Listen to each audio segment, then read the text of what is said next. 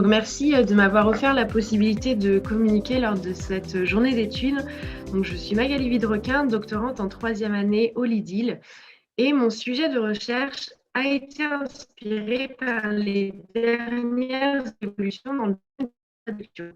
Et vous n'y avez sûrement pas échappé non plus, la traduction automatique a fait d'importants progrès, à tel point qu'aujourd'hui, certains spécialistes avancent que la traduction automatique a remplacé les traducteurs humains. Cette évolution est notamment due à la progression des systèmes de traduction automatique. Les premiers systèmes à base de règles étaient très chronophages, car il fallait insérer toutes les règles syntaxiques et grammaticales manuellement, sans obtenir des résultats de bonne qualité. C'est ensuite dans les années 80 que sont apparus les systèmes statistiques, basés sur des corpus bilingues de grand volume, qui offraient une qualité opérationnelle acceptable, mais qui présentaient cependant de nombreux biais. C'est dans les dernières années que sont apparus les systèmes neuronaux basés sur l'intelligence artificielle. Ce système propose une qualité supérieure et son intérêt est notamment d'être évolutif, c'est-à-dire qu'il s'adapte aux modifications et aux corrections que l'on va apporter afin de proposer de meilleures traductions les fois suivantes. C'est donc dans ce contexte que je me suis intéressée plus particulièrement aux résultats de la traduction automatique, aux erreurs qu'il pouvait réaliser dans le domaine médical. C'est un langage en effet spécialisé, un langage de spécialiste avec ses spécificités terminologiques et phraséologiques notamment. Cependant, la traduction automatique, elle peut avoir plusieurs utilisations. Vous pouvez l'utiliser pour avoir une idée globale du sens d'un document dont vous ne maîtrisez pas du tout la langue. Mais dans le cas de documents plus complexes qui doivent être publiés ou consultés par des experts, il est encore nécessaire de corriger les erreurs de la traduction automatique. C'est ce qu'on appelle la post-édition. Donc, au niveau professionnel, la traduction automatique n'a pas remplacé les traducteurs professionnels, mais elle leur a inséré une nouvelle configuration. Et c'est donc au regard de cette configuration que nous allons chercher à évaluer les différents outils et la qualité obtenue. La première étape a été de réaliser une enquête auprès de ces traducteurs spécialisés dans le domaine médical. Cette enquête a été réalisée l'année dernière, en mai 2020, et a permis d'obtenir 143 réponses auprès de ces professionnels, notamment avec des questions sur leur pratique, leur profil, et les pratiques concernant la traduction médicale en lien avec la traduction automatique. La deuxième étape de ma méthodologie, ensuite, de réaliser une analyse qualitative du résultat de cette traduction automatique. Alors, le domaine médical, c'est un domaine très large. Et pour cette première analyse, nous sommes concentrés sur un ouvrage de vulgarisation médicale dans le domaine plus particulièrement de la santé féminine. Nous avons utilisé un système neuronal qui est ModernMT, qui est réputé notamment pour être adaptatif, c'est-à-dire qu'il s'adapte au contexte global du document à traduire automatiquement. Plus particulièrement pour cette analyse qualitative, nous avons premièrement utilisé une grille multifactorielle qui a été conçue par l'axe de recherche Trasit et qui se distingue des autres du fait qu'elle catégorise le type d'erreur tout en évaluant son effet sur la qualité. Donc là, avec cette grille, il s'agit d'une analyse au niveau des segments. Mais j'ai également dû m'appuyer sur une analyse plus globale du document à l'aide de Sketch Engine.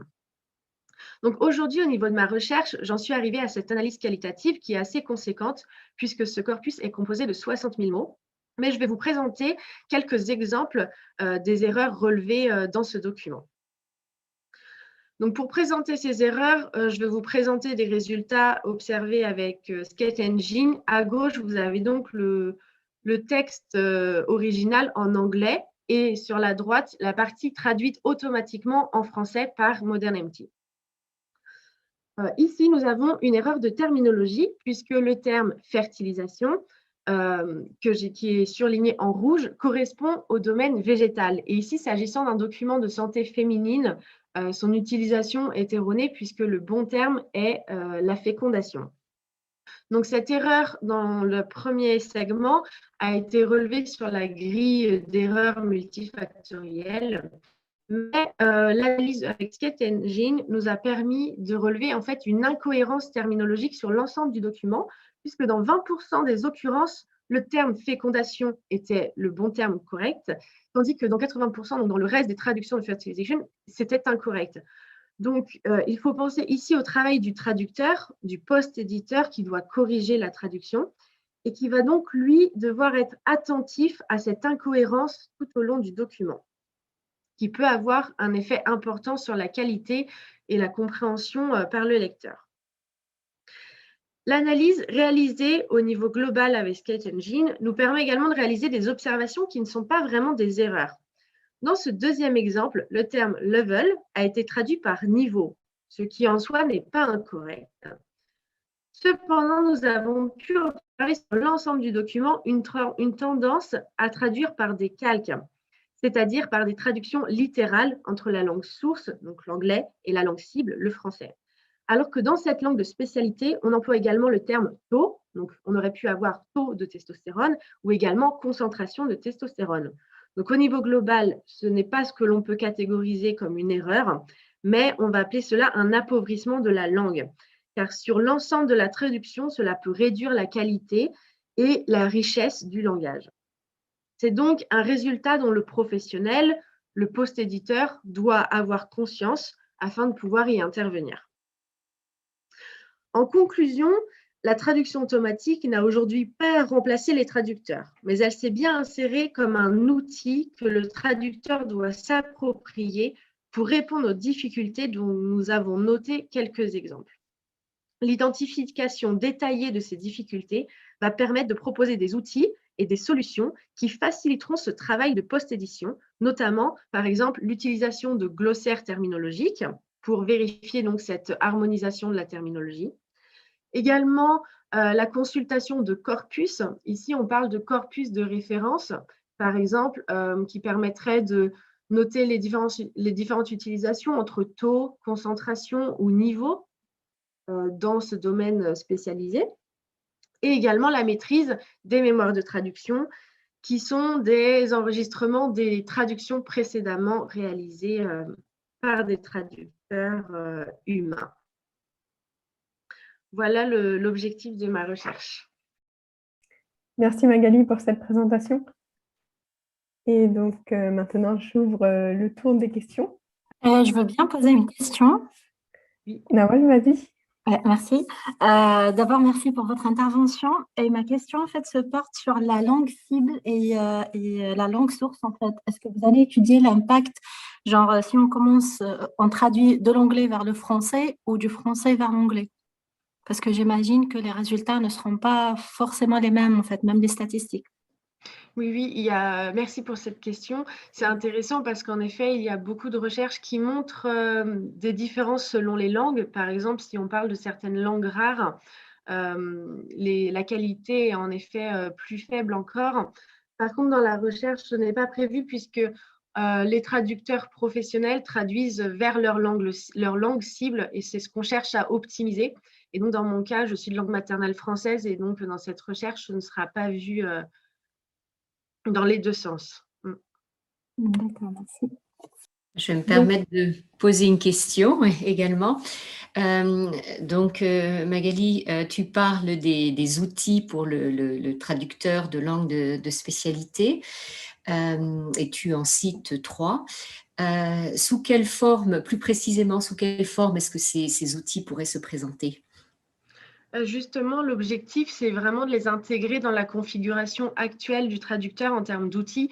On se base sur la première enquête qui a été réalisée où les traducteurs ont pu citer des outils qu'ils utilisent.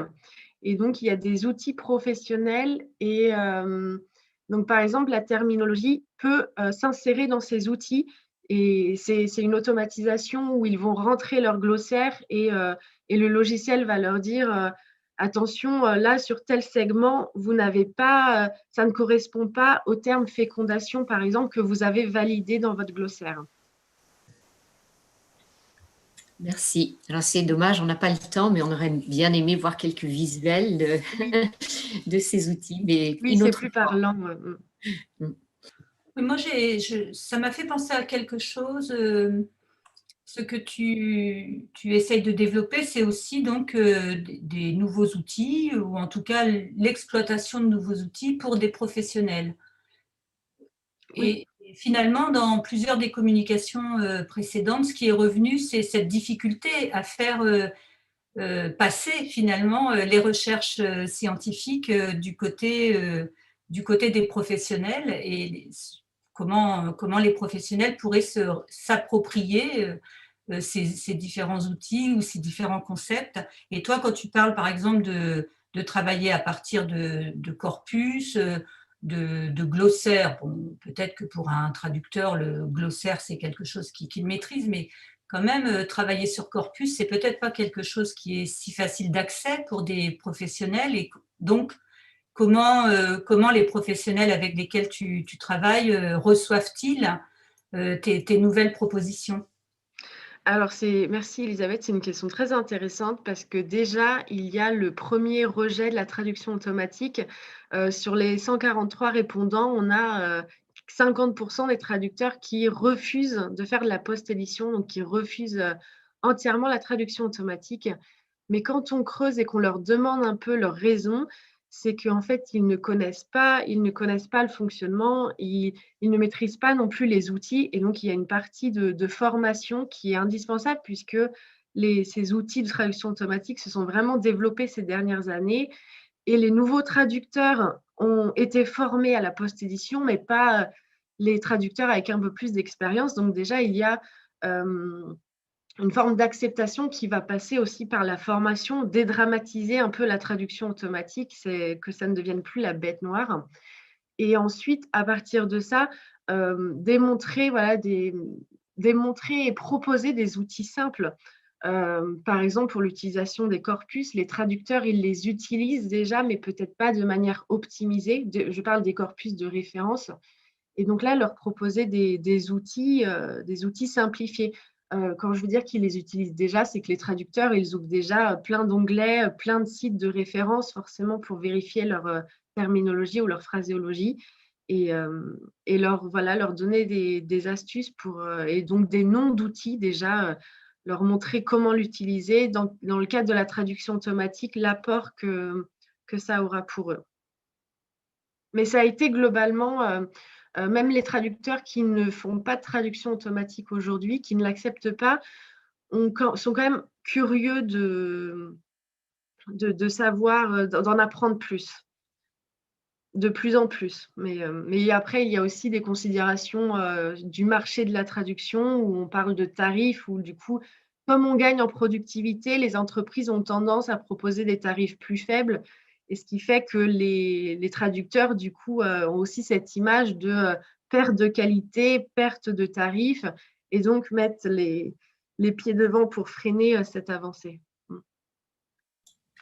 Merci Magali, ça ne m'étonne pas trop les remarques que tu viens de faire, mais en tout cas, moi, je me dis que ça ferait l'objet d'une belle journée d'études ELIC,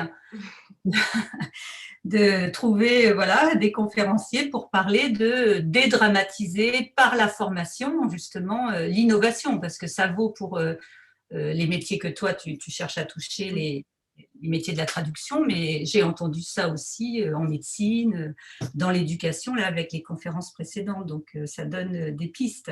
Magali. Tout à fait. Et la formation sert surtout à montrer la plus-value qu'a un traducteur spécialisé. Et ses outils. Voilà. Merci pour ces échanges. Merci Magali pour tes réponses et pour ta présentation.